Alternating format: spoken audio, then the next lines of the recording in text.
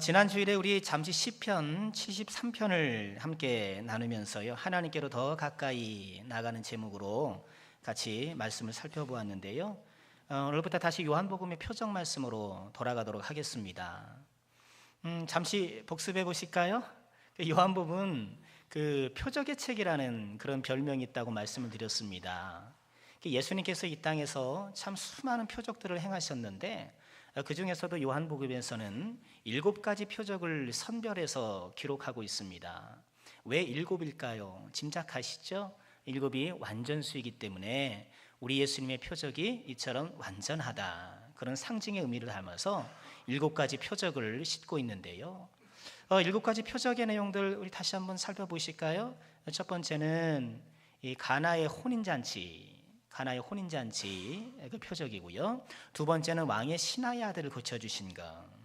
세 번째는 베데스다 연못의 38년 환자를 고쳐주신 것. 그리고 오병이어의 기적, 그리고 무리를 걸으신 것.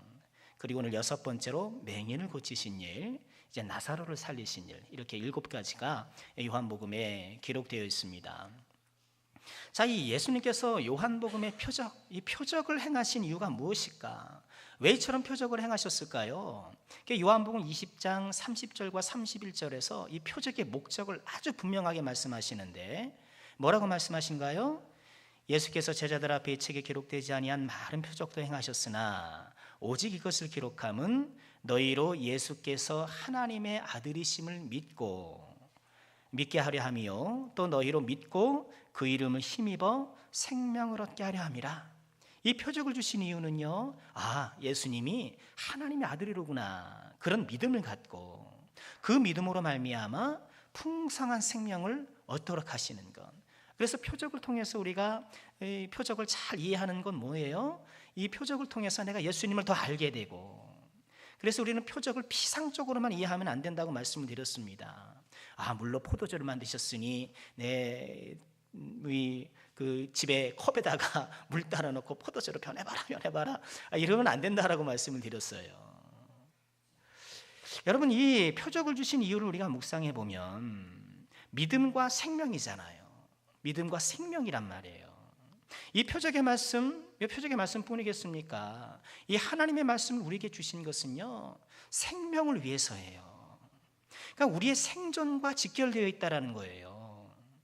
그렇기 때문에 우리는 이런 표적의 말씀을 읽을 때 아이고 신기하네, 뭐 이렇게 넘긴다거나, 이런 마술 같은 이야기를 어떻게 믿으라는 건가, 이렇게 회의적으로 볼 것도 아니고, 물로 포도주를 만든 것이 도대체 지금의 나와 무슨 상관이란 말인가, 이렇게 코드심 치면서 이 말씀을 대하면 안 된다는 거예요. 여러분, 이 표적의 말씀은 우리의 생명과 연관된, 죽느냐 사느냐의 말씀이라는 거예요. 이런 표적의 말씀을 통해서 우리는 다시 예수님의 하나님의 아들이라는 것을 재확인하게 되고요, 예수님의 마음, 예수님의 뜻을 배우게 되고, 이 예수님의 마음과 뜻을 내 삶에 적용시키면 비로소 풍성한 생명의 삶을 살게 된다는 거예요. 여러분, 예수님께서 우리에게 주시는 생명은 다만 사후 영생이 아니잖아요. 죽어서 얻는 영생이 아니고, 바로 지금 이 시간 이 땅을 살아가는 우리들이 예수 안에서 풍성하게 누리는 생명력 가득한 그런 삶인 것이잖아요. 여러분, 생명체를 보면, 이런 식물들을 보면 그냥 간신히 겨우겨우 연명하는 그런 식물도 있고요, 바짝 말라가지고요, 그냥 생명은 붙어있긴 한데 그냥 붙어있을 뿐인 것, 연명하는 그런 식물도 있고요, 시냇가에 심은 나무처럼요, 시절을 쫓아 과실을 맺고 잎이 푸르고 청청하여서 생명력이 왕성한 그런 생명도 있다는 거예요. 여러분, 우리에게 이런 말씀을 주시는 이유는 우리로 하여금 이런 생명력이 왕성한, 생명이 풍성한 삶을 살도록 하신 것이라는 겁니다. 그래서 우리는요, 이 표적 이야기를 통해서 예수님을 배우고 예수님의 마음과 예수님의 뜻을 나에게 잘 적용시켜서 풍성한 삶을 살아가는, 그런 생명력 넘치는 삶을 살아가는 우리 모두가 되어야 되겠습니다. 오늘 요한복음 7가지 표적 중에 6번째 표적인데요, 아주 잘 하시는 그런 표적입니다.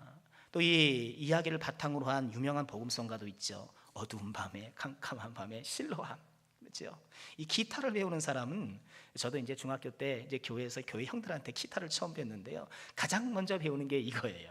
어두운 밤에 딩가 딩가 딩가 딩가 하면서 가장 먼저 배우는 게 이 실로암 찬양인데요, 이 앞선 표적들과 마찬가지로 이 앞을 못 보는 맹인, 이 맹인의 모습은요, 예수 없는 인생이 어떠한 것인가, 이것을 상징적으로 보여준다는 것입니다. 예수 없는 인생은 한마디로 눈먼 인생, 눈먼 인생. 이지전에 눈먼 자들의 도시라는 소설을 잠시 인용했었는데요, 여러분, 예수 없는 인생은 눈먼 자들의 도시를 살아가는 그런 캄캄한 인생이라는 것. 그런데 이 눈먼 사람에게 예수님이 찾아오셨고 그의 시력을 회복시켜 주셨고, 다만 이 몸의 시력뿐만 아니라 영혼의 시력, 더 중요한 영혼의 시력을 회복시켜 주셔서 예수가 그리스도임을 믿고 이 표적의 목적처럼 예수님을 믿고 생명 있는 삶을 살게 되더라. 오늘 이야기는 그런 줄거리를 갖고 있지 않습니까? 자, 우리가 12절까지 읽었습니다만 오늘 이 이야기는 12절에서 끝나지 않고요, 10장 21절에 가서야 일단락이 됩니다. 이 맹인이 눈을 뜬 이 기적이 큰 논란을 불러오고요, 당연히 사람들은 깜짝 놀랐지 않겠습니까? 이 사람이 구걸하는 사람이었는데 눈을 그냥 반쪽 뜨고 다니니까 사람이 다 놀라고요. 그러니까 바리새인들이 도대체 이게 무슨 일이냐 하면서 조사를 좀 해봐야겠다 하면서 이 눈뜬 사람을 소환해서 사실 여부를 따집니다. 너 정말 눈뜬 거 맞냐? 이렇게. 또 그것도 모자라서 이 눈뜬 사람의 부모를 불러서 정말 이 사람이 당신 아들이 태어날 때부터 보지 못한 사람이요, 이렇게 신문도 하고요. 이 바리새인들을 보면은 지금 예수님의 기적으로 눈이 떠 있는 이 사람이 바로 눈앞에 있음에도 불구하고 믿지 못하는 거예요. 이런 모습을 보면서 예수님께서 요한복음 9장 39절에 이렇게 말씀을 하셔요. 예수께서 이르시되 내가 심판하러 이 세상에 왔으니 보지 못하는 자들은 보게 하고 보는 자들은 맹인이 되게 하고. 딱 예수님 말씀대로 되는 거예요. 보지 못했던 이 가난하고 불쌍한 맹인은 예수님을 보게 되고, 본다라고 자부했던 율법을 조금 하는 것 가지고 나는 보는 사람이야, 나는 빛이 있는 사람이야, 그렇게 자부했던 바리새인들은 오히려 맹인이 되더라는 거예요. 자, 오늘 이 이야기는요, 오직 예수만이 우리의 어두운 눈을 밝히는 유일한 빛이라는 것을 우리에게 다시 한번 재확인시켜 주고요, 뿐만 아니라 이런 수많은 논란들을 통해서 정말 누가 맹인인가, 누가 앞을 못 보는 사람인가를 우리에게 보여주는 그런 말씀인 것입니다. 자, 방금 전 이 기적이 많은 논란을 일으켰다 말씀을 드렸는데요, 그래서 오늘은 이 기적 이야기와 관련된 여러 논란, 이 논정에 좀 초점을 맞춰서 은혜를 나누고 싶습니다. 그래서 오늘 설교 제목을 소경 논쟁 이렇게 붙여봤는데요, 이 맹인이 눈 뜬 것 가운데 이 전후 이거는 그 사건의 전후에 수많은 논쟁들이 있기 때문에 그렇습니다. 먼저 오늘 이야기의 시작에서도 예수님의 제자들과 예수님의 대화 논쟁이 있고요, 또 이 맹인이 고침을 받자 좀 전에 말씀드린 것처럼 이 사람이 진짜 그 사람이냐, 오늘 성경에도 나와 있죠. 이 사람은 정말 그 거린 맞느냐, 그와 비슷한 사람이다, 이런 주변 사람들의 논쟁이 벌어지고요, 또 이 일을 조사하겠다고 하는 바리새인들이 이 눈뜬 사람을 데려다가 신문하면서 논쟁이 벌어지고, 이 사람은 신문하는 것도 모자라 부모를 소환해서 부모와 또 논쟁하고, 또 이 바리새인들 서로 논쟁해요. 서로 논쟁하면서 예수가 이렇게 맹인을 눈뜨게 하는 거 보니 메시아가 틀림없다, 무슨 소리냐, 안식일을 범한 사람이 어떻게 메시아냐 하면서 또 서로 논쟁해요. 이 가운데 오늘은요, 이야기 서두에 나오는 예수님과 제자들의 논쟁을 중심으로 은혜를 받고 싶은데요, 이 제자들의 질문을 우리가 함께 살펴보면서 우리 반면교사를 삼고 이 제자들에게 대답해 주시는 이 예수님의 대답을 통해서 우리가 소망을 삼는 그런 은혜가 있기를 바랍니다. 자, 먼저 우리가 좀 기억해야 될 것은요, 기독교 신앙은 논쟁을 거부하지 않는다는 거예요. 여러분, 논쟁 그러면 좀 부정적인 이미지가 들잖아요. 다툴 쟁자가 들어가니까. 그래서 이 논쟁이라는 말이 그런 부정적인 의미가 있습니다만, 오늘 설교에서는 이 논쟁에서 쟁의 방점이 있는 것이 아니라 논의 방점이 있다는 것을 꼭 기억해 주시길 바랍니다. 당연히 하나님은 말싸움하는 것을 싫어하시죠. 말싸움해도 좋다 이런 말씀이 아니라 논의를 하는 것, 서로 질문하고 대화하고 논의하는 것, 이것을 말씀드리는 것입니다. 여러분, 우리는 흔히 좋은 믿음은 묻지도 말고 따지지도 말고 그런 선전 있잖아요. 묻지도 않고 따지지도 말고 그렇게 믿는 것이 좋은 믿음이라고 생각하기 쉬운데요, 오히려 그렇지 않아요. 좋은 믿음은 질문하는 믿음이에요. 질문하는 믿음. 예수님께서는요, 사람들의 질문 받는 것을 참 좋아하셨어요. 오늘도 제자들이 질문하잖아요. 또 예수님이 친절하게 답해 주시고, 또 한밤중에 찾아온 니고데모, 아니 한밤중에 예고도 없이 찾아왔으니 이거 좀 불편할 수도 있지 않겠습니까? 그러나 예수님께서는 친절하게 그를 맞이해 주시고 자세하게 대답해 주시고요.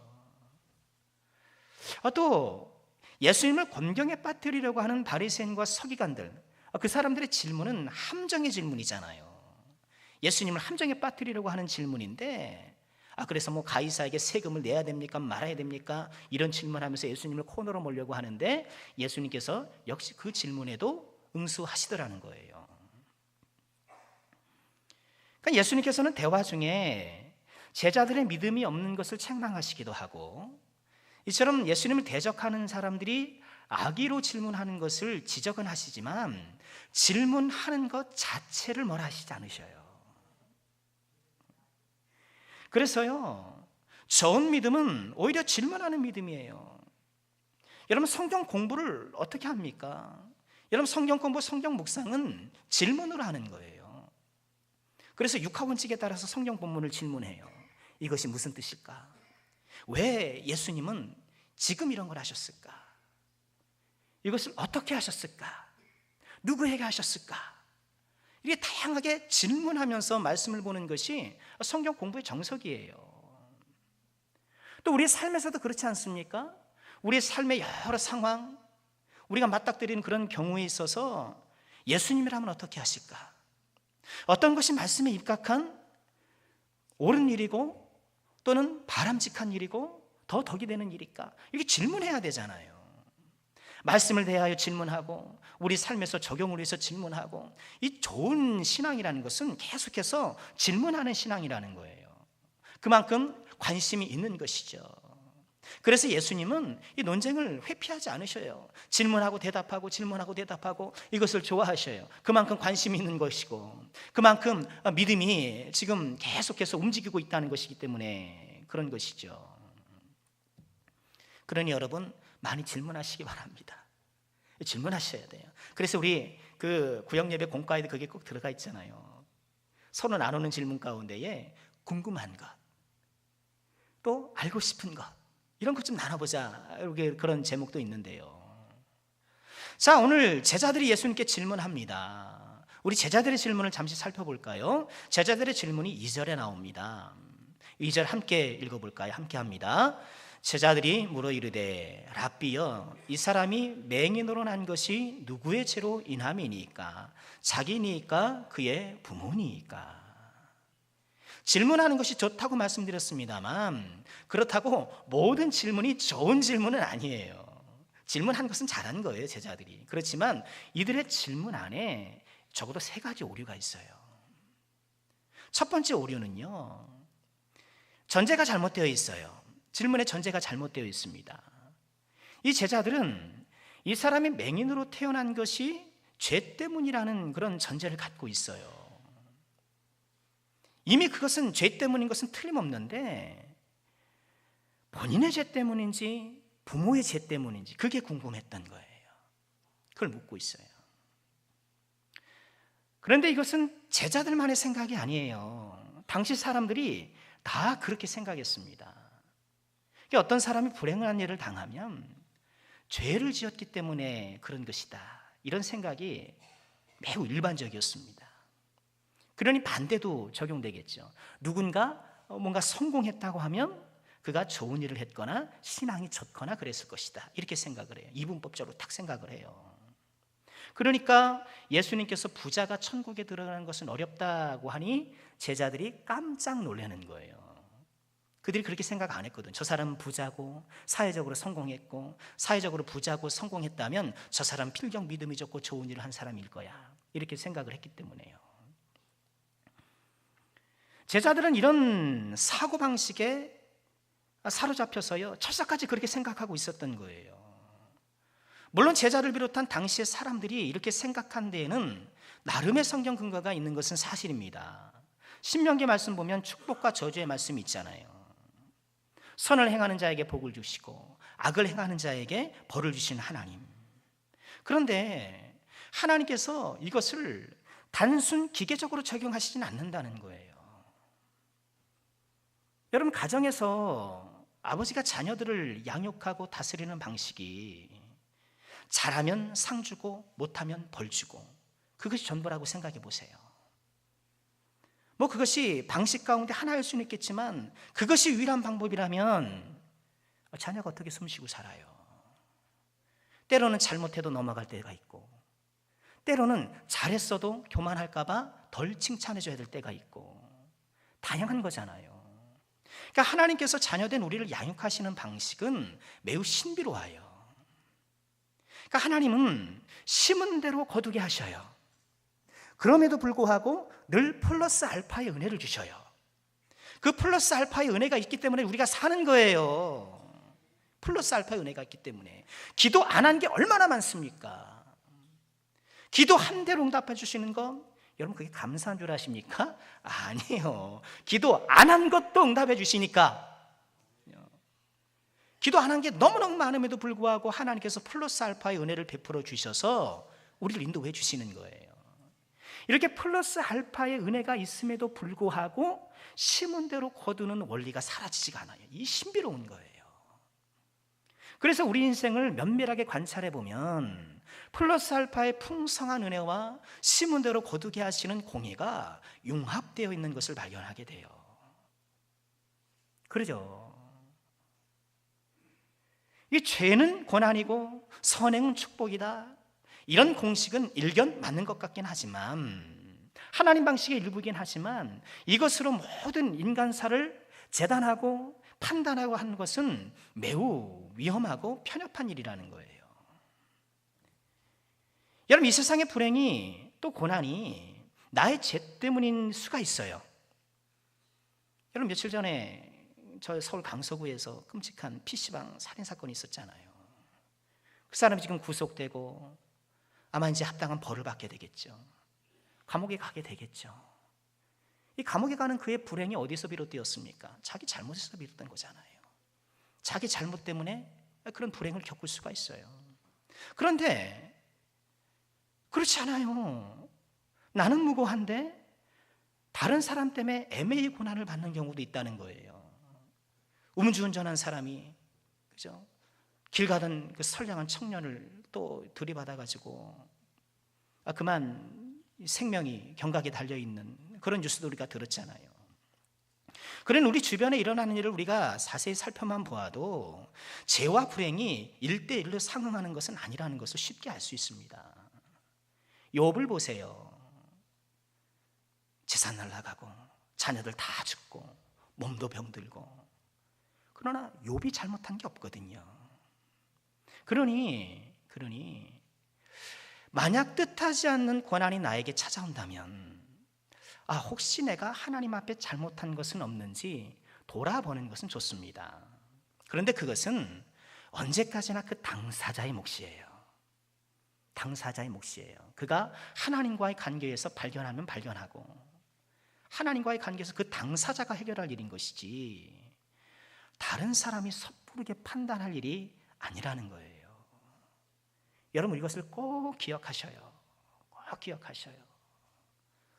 우리가 너무 쉽게 이렇게 정죄하고 판단하는 경우가 왕왕 있어요. 제가 어릴 때부터 교회 많이 다녔다. 제가 천치맨이라고 말씀드렸잖아요.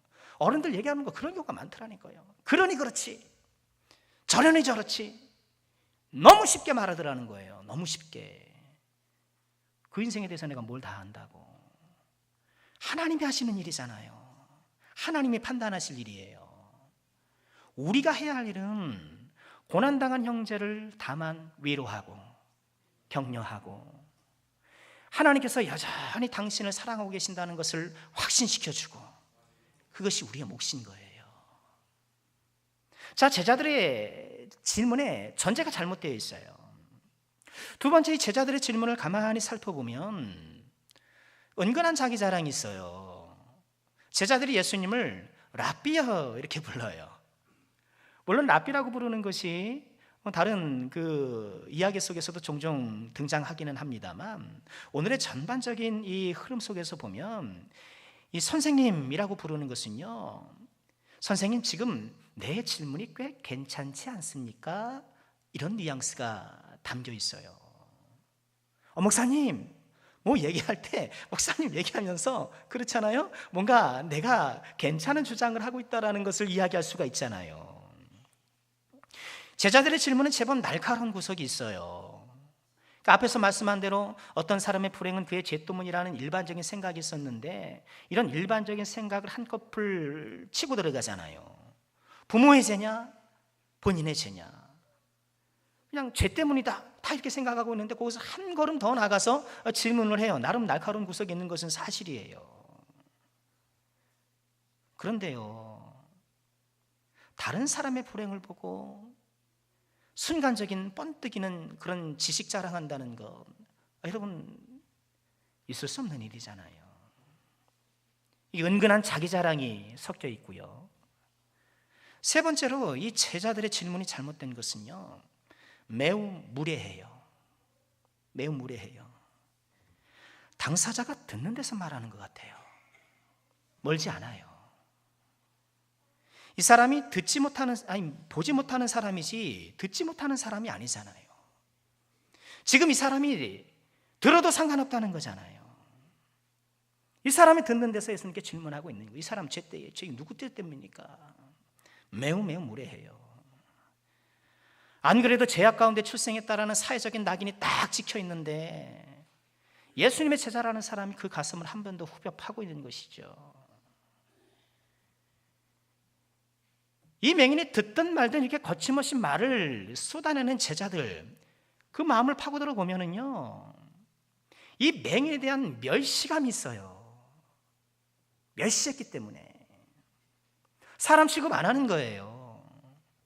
여러분, 오늘날에도 이런 일들이 있을 수 있잖아요. 이 장애인들을 저렇게 막 멸시하는 사람들이 좀 있잖아요. 우리 성도들은 결코 그러면 안 되잖아요. 우리가 쓰는 용어 자체가 그렇게 그 사람들을 낮춰 부르는 그런 용어들이 많아요. 여러분, 앉은뱅이, 귀머거리, 오늘 제가 소경이라는 제목을 쓰긴 했습니다만, 이 소경이라는 거, 이게 사전을 찾아보면은요, 해당 장애인을 낮잡아 부르는 말 이렇게 되어 있어요. 청각 장애인을 낮잡아서 귀머거리, 이렇게 하반신 장애가 있는 사람을 앉은뱅이 이렇게 낮춰 부른단 말이에요. 그래서 우리 개역 한글 먼저 성경에서는 소경이라고 되어 있는 것을 새로 번역하면서 맹인으로 바뀌었잖아요. 근데 맹인의 사전을 찾아보면 달리 부르는 말, 시각 장애인을 낮춰 부르는 것이 아니라 달리 부르는 말, 이렇게 소개하고 있는데요. 오늘 설교 제목에 소경을 쓴 것은요, 제가 뭐 낮잡아 부르려고 그런 것이 결코 아니고, 당시 사람들의 인식을 좀 그대로 반영하는 표현을 좀 사용한 거예요. 맹인이라고 그러지도 않았어요. 소경이라고 그랬지. 소경 간다 그랬지. 사람들은 다 그렇게 멸시했거든요. 이렇게 사람들이 멸시하니까 이 제자들도 그런 풍토 안에서 자라고 그 시대의 아들들이잖아요. 그러니 자연스럽게 이 맹인을 멸시하는 마음이 있었고, 그러니 그의 감정 따위는 고려하지 않고 지금 막 물어보는 거예요. 그 앞에서. 이 순간만큼은 공감 능력이 결여되고 있는 거죠, 제자들이. 여러분, 제자들의 질문을 보면서 이런 묵상을 해봐요. 성숙하지 못한 제자가 얼마나 위험한가? 여러분, 저희들이 이 말씀을 정말 봐야 돼요. 마음 깊이 새겨야 돼요. 성숙하지 못한 제자가 얼마나 위험할 수 있는가. 여러분, 세상 말해도 선무당이 사로잡는다 그러잖아요. 성숙하지 못한 제자가 많은 사람들에게 고통을 줄 수 있다는 거예요. 예수님을 수행한다고 예수님 쫓아다닌 제자들이 그럴 때가 얼마나 많았습니까? 아이들 못 오게 하고 가는 곳마다 으스대면서. 이 제자들의 모습을 보면 바리새인도 맹인일 뿐만 아니라 이 성숙하지 못한 제자들도 맹인인 거예요. 잘못된 전제에 눈이 멀어 있고, 얄팍한 자기 자랑에 눈이 멀어 있고, 근거 없는 우월의식, 본인이 뭐가 더 낫다고요? 근거 없는 우월의식에 좀 눈이 멀어 있는 것이죠. 여러분, 잊지 마십시오. 성숙하지 못한 제자는 위험할 수 있어요. 자, 우리 예수님이 어떻게 대답하시나요? 이런 제자들의 우문에 예수님의 대답을 함께 살펴보겠습니다. 우리 3절 말씀인데요, 함께 읽습니다. 함께 합니다. 예수께서 대답하시되 이 사람이나 그 부모의 죄로 인한 것이 아니라 그에게서 하나님이 하시는 일을 나타내고자 하심이라. 눈먼 제자들은 맹인을 보고 죄를 보지만 예수님은 이 맹인을 보고 하나님이 하실 일을 보는 거예요. 아, 이게 예수님이에요. 예수님이래 좋은 거예요. 이런 질문을 할 수 있죠. 아니, 하나님이 얼마나 그래 위대한 일을 하시겠다고 이 사람을 이렇게 만드셨는가, 그런 반문을 할 수도 있어요. 여러분, 하나님이 하시는 일을 우리가 다 일일이 설명할 수 없는 것은 틀림없습니다. 그러나 분명한 것은요, 그렇게 해서라도 이 예수님을 만나는 것이 너무너무 소중하고 그것이 값지고 보배로운 것이기 때문이다. 전 우선 그렇게 말씀을 드리고 싶어요. 자, 예수님의 말씀은요, 제자들을 비롯해 당시 사람들이 갖고 있던 생각을 완전히 뒤집는 말씀이잖아요. 완전히 뒤집는 말씀이에요. 부모의 죄입니까? 아니면 본인 죄입니까? 아니라는 거예요. 죄 때문이 아니라는 거예요. 달리 말해 사람을 그렇게 보면 안 된다는 거예요. 사람 그렇게 보지 말라는 거예요. 그에게서 하나님이 하시는 일을 나타내고자 함이라. 여러분, 이 얘기도 맹인이 듣는 데서 하신 말씀 아닙니까? 여러분, 이 말씀을 들었던 맹인이 어땠을까요? 아무도 이렇게 말해준 사람이 없었어요. 지금까지 아무도 이렇게 말해준 사람이 없었어요. 저 저주받은 사람, 저 불쌍한 사람, 어린애들도 아마 조롱하고 놀렸겠죠. 여러분, 그렇지 않습니까? 옛날에 시골 보면 불행한 사람은 애들도 쫓아다니면서 막 놀리잖아요, 버릇없게. 그런데 예수님은 이 사람을 통해 하나님이 일하실 것이라고 말씀하시는 거예요. 지금까지 사회 공식 지정 죄인이었는데 우리 예수님께서 하나님의 역사의 통로로 공식 지정하고 계시는 거예요. 이래서 우리 예수님이 좋은 거예요. 우리 예수님은 보는 게 달라요.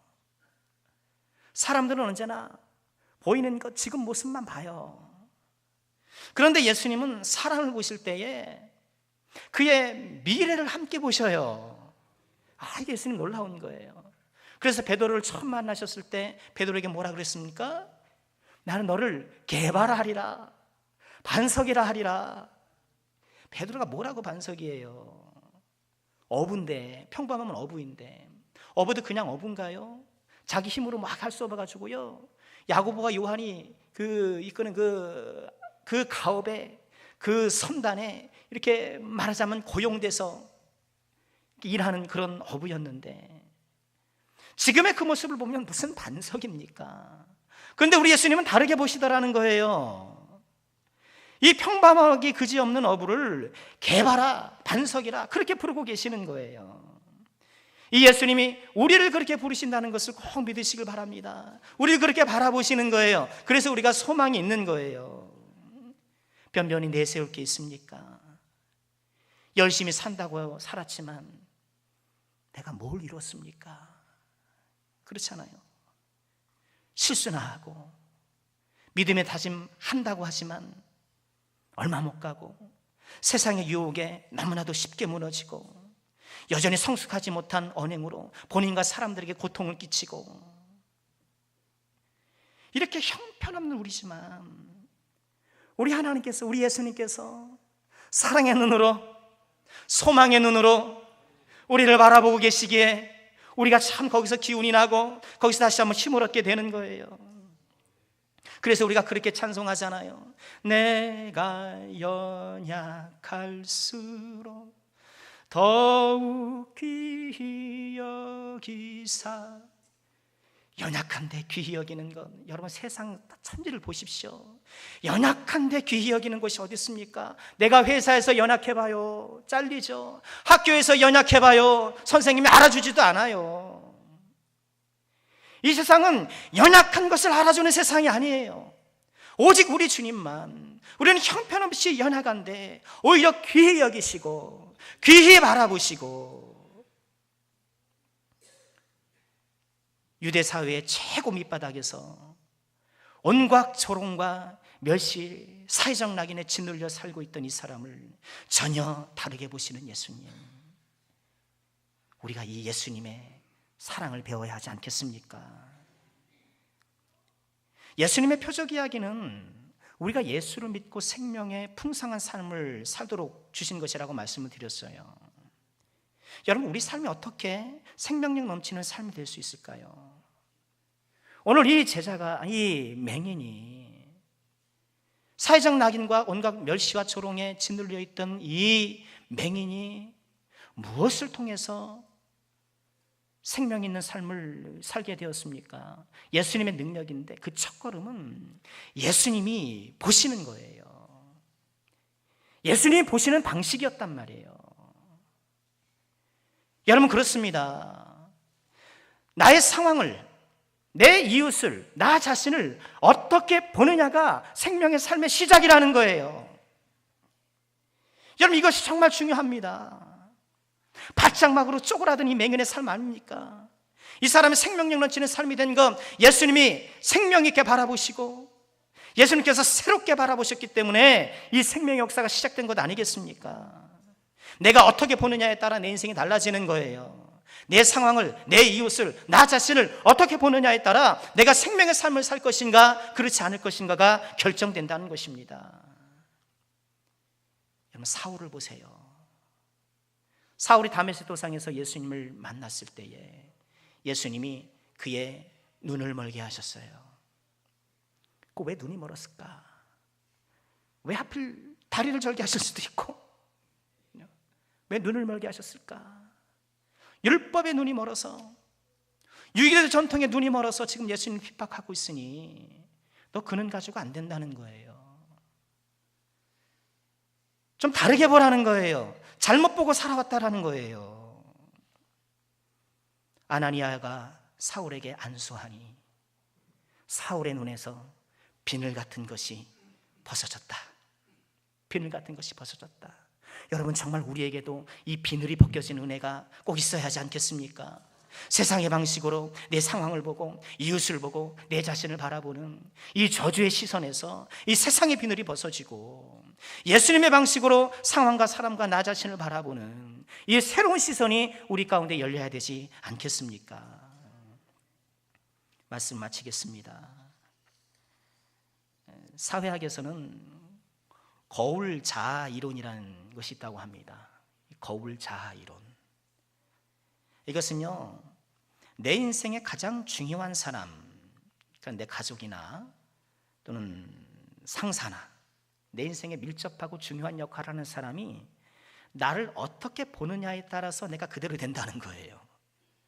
이게 사회에서 그렇다는 거예요. 어떻게 보느냐에 따라서 사람이 그렇게 된다는 거예요. 내가 자녀를 바라보면서요, 예수님처럼 소망의 눈으로 바라보고, 이 녀석 공부도 못하고 성격도 나쁘고 게으르고, 내가 계속 그렇게 보면 그렇게 된다는 거예요. 그러나 내가 소망의 눈으로 바라보고 사랑의 눈으로 바라보면 또 그렇게 된다는 거예요. 세상 사람들도 관찰해보니 그렇다라는 거예요. 여러분, 우리가 어떻게 나의 상을 바라보고, 우리가 어떻게 특별히 내 이웃을 바라보고 나 자신을 바라봐야 할지 우리가 다시 한번 생각하게 되는 것이죠. 예수님처럼 바라보는 우리 모두가 되기를 바랍니다. 믿고 생명을 얻는 것은요, 예수님의 눈으로 서로를 바라보는 데 있다는 것을 꼭 기억하시길 바랍니다. 우리 남성께 사랑하는 모든 권속들은요, 서로에게 좋은 거울이 되어서, 그래서 아름다운 사람으로 빛나는 인생을 살도록 서로 도와주는 그런 예수님의 참 제자가 될 수 있기를 주님의 이름으로 축원합니다. 자, 우리 함께 하나님을 찬양하겠습니다.